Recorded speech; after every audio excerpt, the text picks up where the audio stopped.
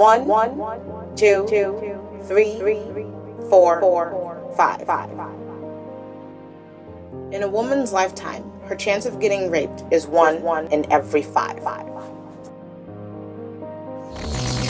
12.3% of female rape victims and 27.8% of male rape victims were first raped when they were younger than the age of 10.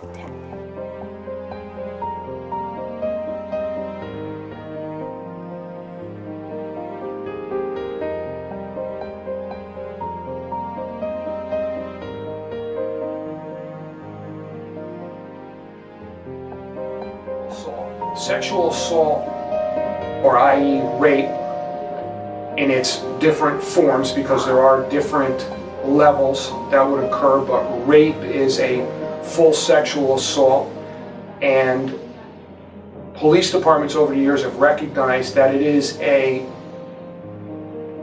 crime that requires specialization, special training to understand why it is occurring. We know that this is not a crime of passion, but it's a crime of violence. It's a crime of having power over another individual. And there's very specific things that we have received in training so that when we deal with the victim, we are able to not victimize that person all over again as a part of processing that crime. We've gotten very good at it. We've created special units that do nothing but handle sexual assaults.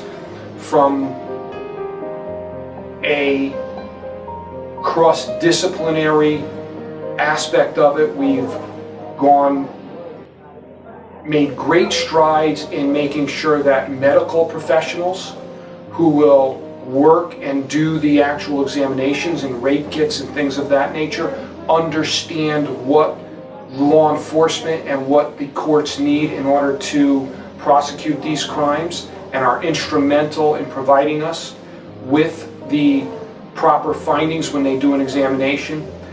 Our forensic units have received great training in the specialization that they need to process crime scenes that might involve sexual assaults. All of that comes together as pieces of the puzzle in order to successfully be able to investigate and prosecute these crimes, and at the same time make sure that we handle the victim in a proper way so as not to create greater victimization of the individual that's already gone through an extremely traumatic experience.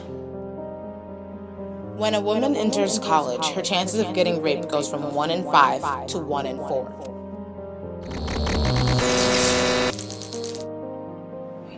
So my name is Brittany Palmer. I go to the University of New Haven, and I am part of the class of 2018. I would define rape culture as a play off of the patriarchy, where it's just like, men take what they want for whatever they feel is for the taking, and in this case it's a person's body.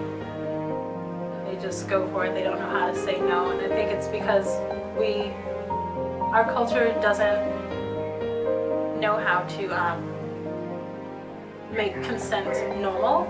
Like, that conversation is really hard for people to have. Like, I'm part of the LGBTQ Youth Kickback in downtown New Haven, and we're having a series of sex ed workshops.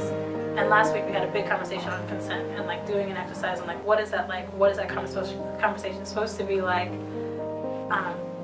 And it was really awkward for some people because, we don't see that in the media. We don't hear that in music. We don't have that in our day-to-day lives, where you're supposed to be like, oh, what do you like? What don't you like? What's okay? What's not okay? And then this idea of making sure you're checking in with people.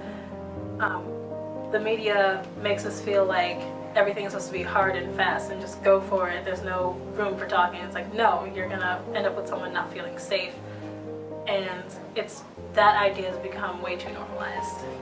That's how I feel about rape culture, and it's just really poisonous.